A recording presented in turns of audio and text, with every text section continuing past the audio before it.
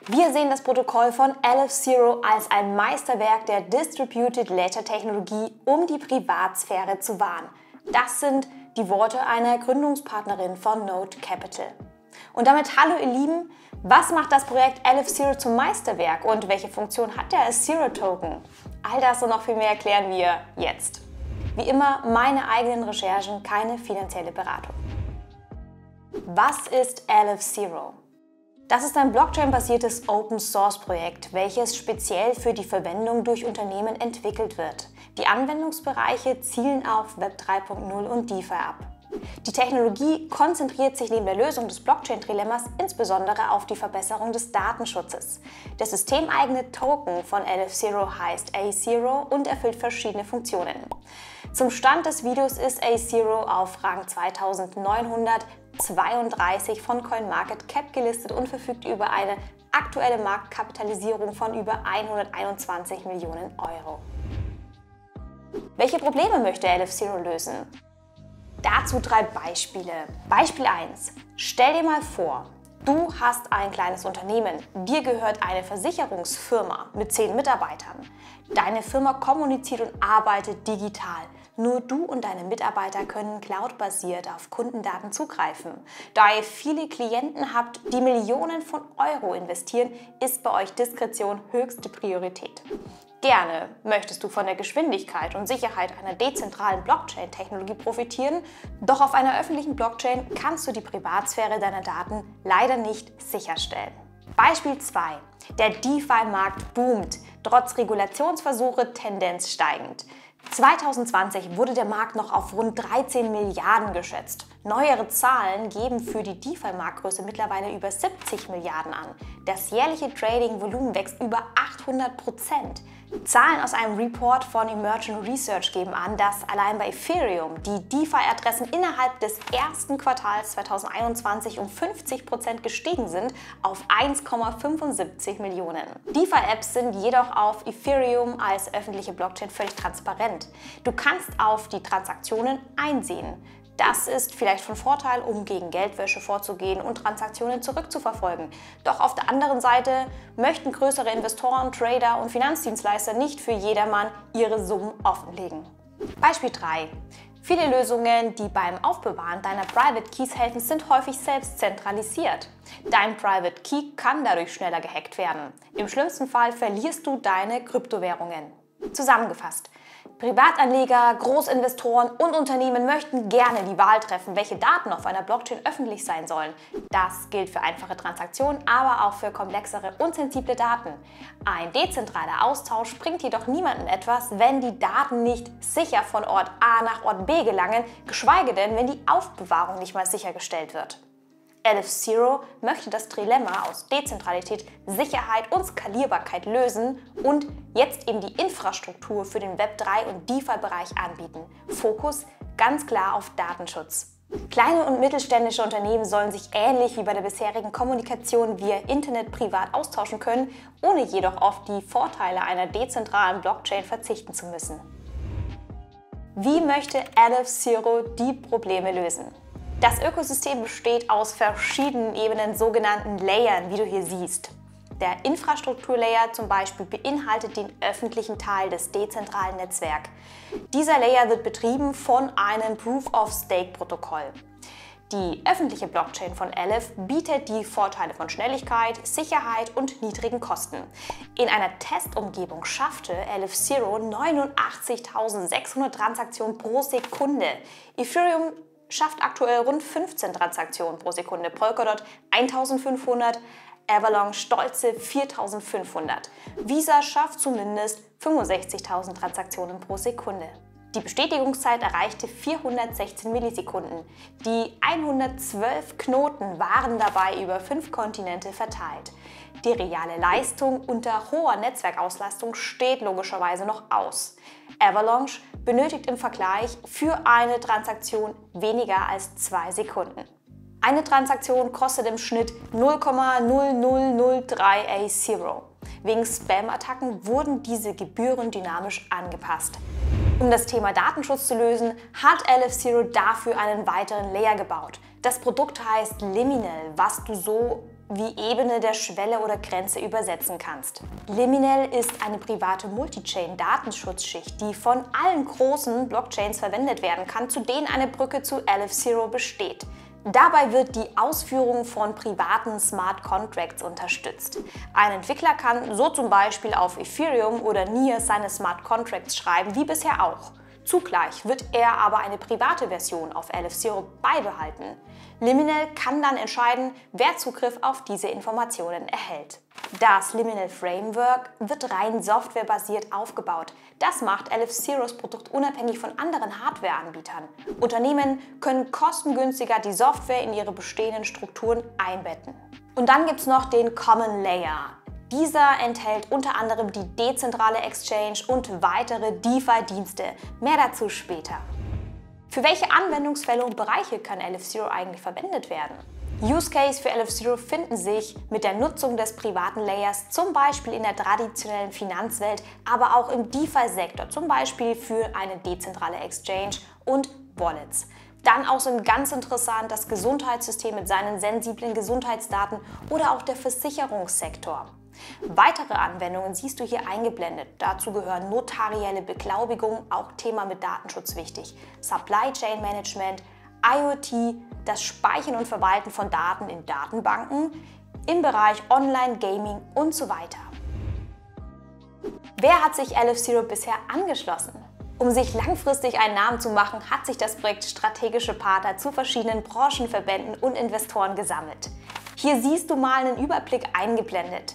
Dafür, dass das Mainnet erst seit einem Jahr knapp live ist, kann sich das schon sehen lassen. Beispiel für eine Allianz ist Crypto Valley. Diese Organisation aus der Schweiz verfügt wiederum über ein internationales Partnernetzwerk. Bekannte Verbände wie die INATBA oder die IDAXA gehören dazu. Eine weitere enge Beziehung besteht zur Swiss Asia Crypto Alliance. Diese Partnerschaft soll den interkulturellen Austausch zwischen den Blockchain-offenen Regionen Asien und Schweiz fördern.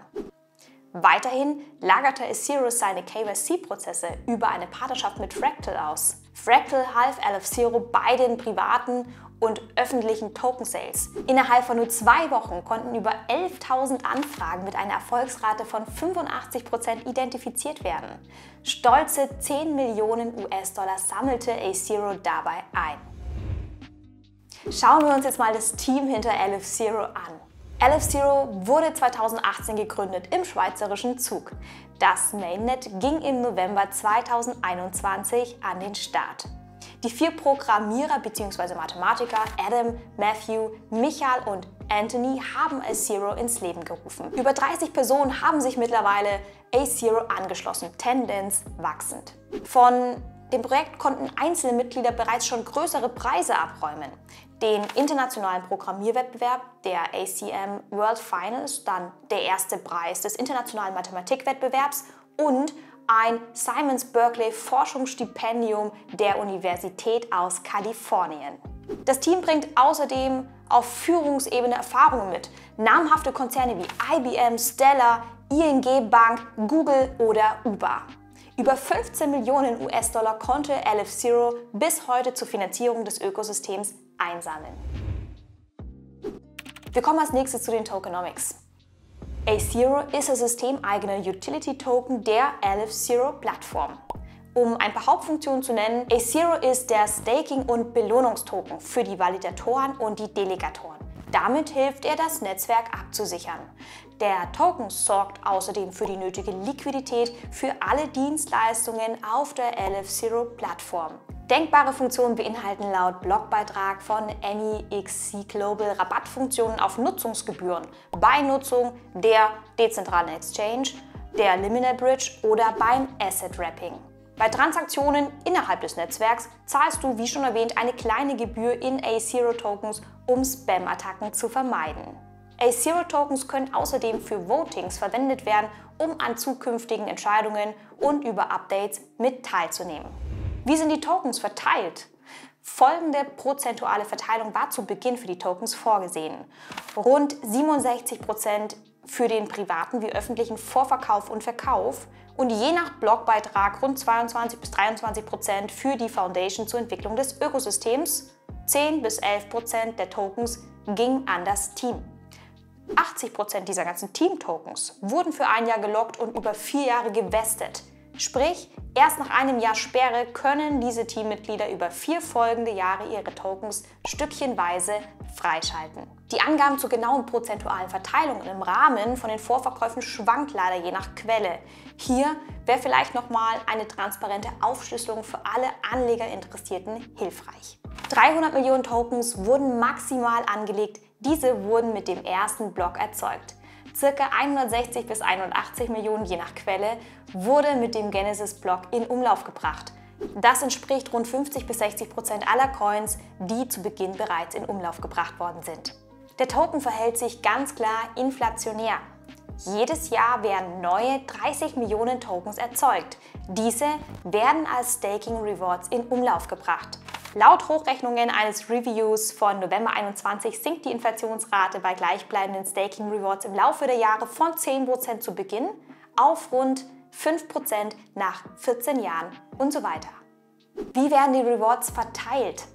Von den 30 Millionen Reward-Tokens, die ausgeschüttet werden, gehen 10% direkt zurück in die Treasury, um das Ökosystem zu fördern. Die anderen 90%, also diese 27 Millionen, gehen an die Validatoren, Nominatoren und Delegatoren. 7% davon werden direkt als Belohnung für den Validator proportional zu seinen gestakten Tokens verteilt. Für die Validatoren gibt es außerdem nochmal eine kleine Provision, je nachdem, wie viele Tokens durch die Delegatoren gestaked werden. Der restliche Großteil von den 27 Millionen wird proportional unter den Delegatoren verteilt. LF0 behält es sich jedoch vor, dass diese Rewards geringer ausfallen könnten, wenn für eine zu große Summe eben zu wenig Tokens im Netzwerk hinterlegt werden, die Provision der Validatoren erhöht wird oder der Netzwerkbetrieb nicht reibungslos funktionieren sollte. Bis zum jetzigen Zeitpunkt gibt es keine Token Burns. Das Team schließt dies jedoch zukünftig nicht aus, wenn das Ökosystem größer wird. Wo kannst du A0 kaufen und aufbewahren? A0 ist aktuell erst auf ein paar bekannteren Börsen, wie zum Beispiel Gate.io, Uphold oder Huobi gelistet. Hast du LF0 gekauft, gibt es verschiedene Optionen, diese aufzubewahren. Verschiedene Soft-Wallets aus dem Substrato-Ökosystem der Web3 Foundation unterstützen seit 2022 A0. Seit Juni unterstützt das Talisman Web3 Wallet als Browsererweiterung die Aufbewahrung. Erfreuliche News an dieser Stelle für dich. Ja, A0 ist stakebar. Die durchschnittliche API beträgt derzeit über 12%. 10 A0s sind das erforderliche Minimum zum Staken. Staken geht seit diesem Jahr auch über das Sub-Wallet oder das Non-Custodial Nova Wallet. Nova für dich wurde zum Beispiel von der Kusama-Gemeinschaft aus dem Web3 Foundation Ökosystem initiiert. Das mobile Soft-Wallet kannst du dir über Google Play oder den App Store herunterladen. Im August 2022 wurde die Technologie von Parity Signer im Nova Wallet integriert. Durch diese Kombi kannst du dein Handy zum Hardware-Wallet aufrüsten. Mit dieser zusätzlichen Sicherheitsschicht existiert nun ein erstes A0 Hardware-Wallet.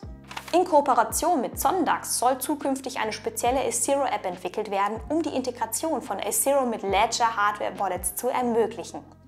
Staken kannst du deine Tokens übrigens auch über ein natives LF0 Wallet im Mainnet Explorer. Auf der Webseite findest du ein YouTube-Tutorial. Diese Form des Stakings direkt über a0.dev ist eher für die Erfahrenen von uns geeignet. Ein handlicheres, benutzerdefiniertes Web-Wallet ist in Phase 5 der Roadmap geplant. Übrigens, wenn wir schon bei den Zukunftsplänen sind, Ende 2022/2023 soll diese DEX namens Common eingeführt werden. Diese soll außerdem ein benutzerfreundliches und insbesondere dezentrales Wallet beinhalten, das Common Wallet. Common wird hier als Interchain Privacy DEX bezeichnet. Schwerpunkt liegt auf modernem Trading unter Schutz der Privatsphäre. Die DEX wird auf LF0 aufgebaut. Die nativen Brücken von LF0 sollen Transaktionen zwischen mehreren größeren Blockchains, hier wie du eingeblendet siehst, Kusama, Solana, Ethereum, ermöglichen. Jede mit dem Netzwerk verbundene Brücke soll dabei von externen Partnern zum Schutz der Transaktionen geprüft werden. Mit Darkpools können zum Beispiel Investoren und Organisationen diskret und anonym größere Summen in Finanzprodukte investieren, ohne gleich alles offen zu legen. Common möchte versuchen, damit das sogenannte Frontrunning zu reduzieren. Jemand nutzt das Wissen um eine bevorstehende Transaktion aus. Derjenige stellt dann bewusst seine eigene Transaktion in die Warteschleife, um auf Kosten der anderen Transaktionen zu profitieren. Schauen wir uns als nächstes den Konsensusmechanismus an. LF0 verwendet einen, wie es sagt, State of the Art, also ein hochmodernes Konsensusprotokoll. Es heißt LF-BFT. Das ist ein modifiziertes Proof-of-Stake-Protokoll mit einer zusätzlichen Variante des klassischen BFT-Konsensus. Beim byzantinischen Konsensus sind immer ausgewählte Teilnehmer des Netzwerks für die Validierung von Transaktionen zuständig. Bei LF0 validieren in diesem Fall ein Komitee von Validatoren die Transaktionen in einem Block. Die Zusammensetzung der Validatoren rotiert alle 15 Minuten aus einem Pool. Alle 24 Stunden wird das Validatorenkomitee von Nominatoren ausgewählt. LF0 möchte diesen Konsensus so dezentral für die Zukunft wie möglich gestalten und hat dafür einen Fahrplan definiert. Aktuell gibt es in der Startphase laut Webseite nur 10 Validatoren, geplant sein soll ein Komitee aus über 100. Bis zu diesem dezentralen Finale unterliegen jedoch die Validatoren einem KYC-Prozess und müssen sich bewerben. Ein Validator muss mindestens 25.000 A0-Tokens staken und benötigt eine spezielle Hardware. Ein Nominator benötigt mindestens 100 A0-Tokens zum Staken und keine besondere Hardware. Anders als der klassische BFT-Konsensus läuft das Protokoll jedoch asynchron. Daher auch die Bezeichnung asynchroner byzantinisch fehlertoleranter Konsensusalgorithmus, kurz ABFT. Außerdem verwendet das Protokoll die Architektur eines DAG, eines gerichteten azyklischen Graphen. Kleine Querverbindung zu anderen Projekten. Auch Hedera Hashgraph verwendet einen ABFT-Konsensus und die Architektur eines DAG. Das BFT-Modell haben auch andere Proof-of-Stake-Projekte abgeleitet. Algorand verwendet zum Beispiel BFT in einem reinen genehmigungsfreien Pure Proof-of-Stake-Mechanismus. Theta verwendet einen Multilevel-BFT-Konsensus. Wenn du dich für sowas begeisterst, schau dir gerne die anderen Projekte im Vergleich dazu an. Zu allen drei, HBAR, Algo und Theta, gibt es Videos auf meinem Kanal. Übrigens, LF0 hat seinen Konsensus bereits mehrfach begutachten lassen. Das Protokoll von A0 wurde 2019 auf der Schweizer ACM-Konferenz von Experten geprüft. ACM steht hier für Advances in Financial Technologies. Im Komitee waren unter anderem Experten des MITs und der Cornell-Universität vertreten. 2021 wurde vor Einführung des Mainnets das Testnet durch Trail of Bits geprüft. Trail of Bits unterstützt seit 2012 internationale Organisationen und Konzerne mit seiner Erfahrung in der High-End-Sicherheit. Ingenieure und Krypto-Experten prüfen die jeweiligen Systeme auf Herz und Nieren, um Bugs im Code oder Designfehler zu erkennen. Kaliber wie Facebook, Google, Linux Foundation, Zoom oder Airbnb nahmen bereits Dienste von Trail of Bits an. Wir kommen zur Technologie. Jetzt wird es noch mal ein bisschen kompliziert, aber ich liebe es einfach. Denn wie unterscheidet sich jetzt LF0 technisch gesehen zum Beispiel von Projekten wie Hedera, Algorand oder Theta? Algorand betreibt eine Blockchain, Theta betreibt eine Blockchain, Hedera betreibt einen DAG. Alle arbeiten mit verschiedenen BFT-Varianten. Alle arbeiten mit einem Proof-of-Stake-Zustimmungsmechanismus. Bei LF0 handelt es sich um eine Proof-of-Stake betriebene Blockchain. Kann so eingeteilt werden. Doch diese Blockchain wird jetzt vom Konsensusprotokoll, dem LF-BFT, angetrieben. LF-BFT wurde mit seiner Datenstruktur dazwischen geschaltet und verwendet als Struktur einen DAG, um die Blöcke schneller zu finalisieren. Ich finde es einfach unglaublich spannend, Vergleiche zwischen verschiedenen Projekten zu ziehen und herauszufinden, wie sich die einzelnen Projekte überschneiden. Substrate ist das primäre Blockchain-SDK, das von Entwicklern im Polkadot-Ökosystem verwendet wird. LF0 ist jedoch keine Parachain von Polkadot, sondern ein eigenes, separates Ökosystem, welches das SDK Substrate verwendet. Aufgrund der Integration von Substrate ergeben sich für LF0 finanzielle wie technologische Mehrwerte. Letztes Jahr wurde LF0 zum Beispiel in das Substrate Builders Program aufgenommen. Das ist ein klar strukturiertes Förderprogramm für ausgewählte Web3-Projekte. Im Rahmen dieses Programms stehen LF0 weitere Kontakte wie die Polkadot Network Treasury oder die Web3 Foundation zur Verfügung. Wie funktioniert Liminal? Liminal ist, wie erwähnt, ein Datenschutzframework. Liminal kombiniert dabei beide Verschlüsselungstechnologien CK-Snarks und SMPCs. Diese Art der Kombination ist neuartig. CK-Snarks ist eine besondere Form von der Gruppe Zero Knowledge Proofs. Ethereums Entwickler mittlerweile arbeiten daran, CK-Snarks in das Netzwerk zu integrieren. Zcash benutzt schon CK-Snarks. Das Prinzip von Zero Knowledge Proofs verwendet auch Algorand.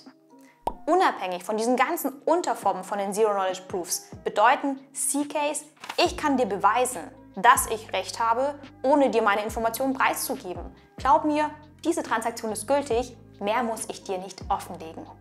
SMPCs steht für Secure Multi-Party Computing. Das ist eine bestimmte Form des verteilten Rechnens und gehört zum Gebiet der Kryptographie.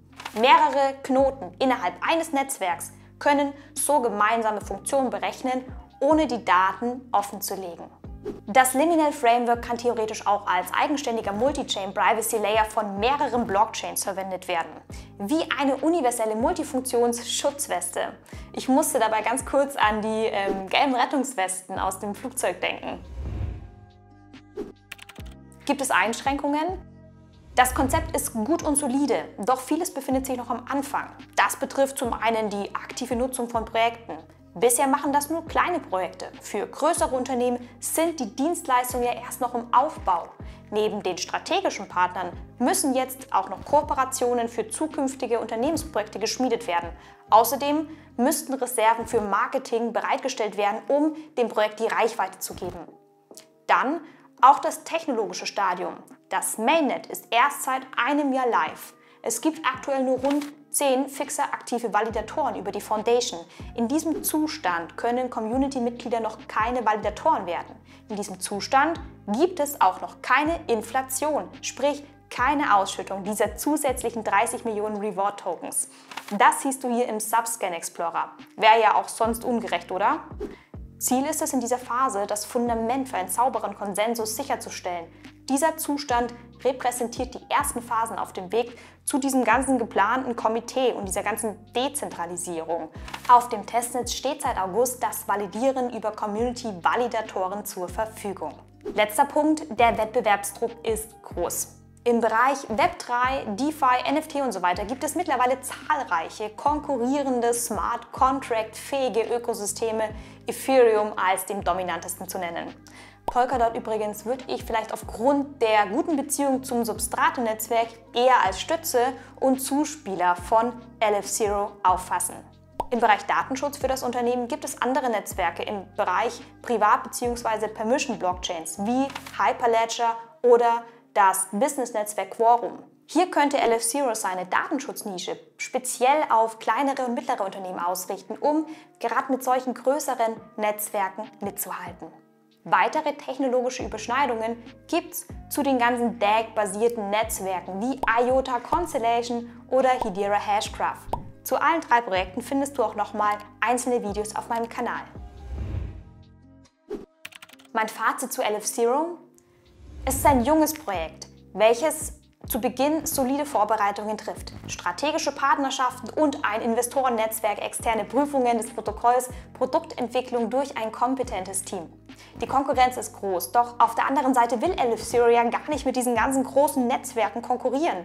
Vielmehr will LF0 sinnvolle, ergänzende Produkte und eine gute Beziehung zu anderen Netzwerken wie Polkadot, Ethereum und Co. aufbauen. Das ist meiner Meinung nach ein smarter Schachzug, um als kleines Ökosystem akzeptiert zu werden. Darüber hinaus möchte LF0 die Integration von Blockchain in herkömmliche Unternehmen über seine Plattform-Services fördern. Ich glaube, dass gerade diese Nachfrage in den nächsten Jahren enorm steigen wird. Der Markt ist da, worauf also noch warten? So, das war's. Ich hoffe, es hat dir gefallen. Für Fragen und Feedback kommentiere einfach unter dem Video. Ansonsten könnte dich mein Video zu Polkadot interessieren. Stichworte Web3 Foundation und Parachains. Schau es dir unbedingt an, wenn du es noch nicht gemacht hast. Ansonsten folg mir gern auf Twitter. Danke dir schon mal für deine Unterstützung. Ich freue mich riesig auf dich. Ich bin Miss Krypto von Krypto fasziniert. Bis zum nächsten Mal. Tschüss.